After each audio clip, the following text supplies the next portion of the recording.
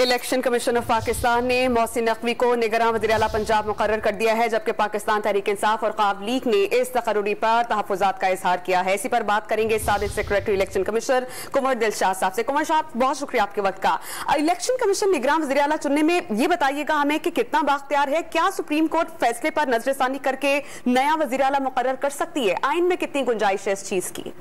Election commission of Pakistan को आइन के आर्टिकल 224 के तहत मुकम्मल तहफ़्फ़ुज़ात हासिल है। आइन के आर्टिकल 224 के मुताबिक इलेक्शन कमीशन ऑफ पाकिस्तान का फैसला हतमी फाइनल है और किसी अदालत में चैलेंज नहीं किया जा सकता।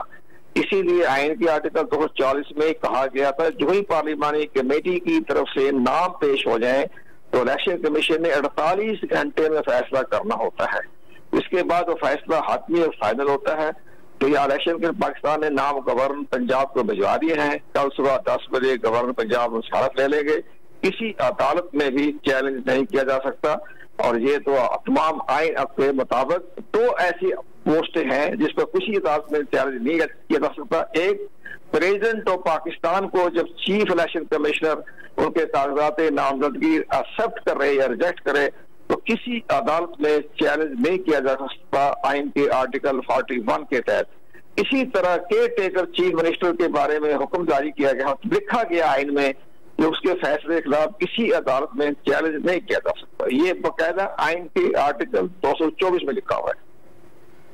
ठीक है, बहुत शुक्रिया। साबिक सेक्रेटरी इलेक्शन कमीशन कुंवर दिलशाद साहब डॉन न्यूज़ से आप बात कर रहे थे।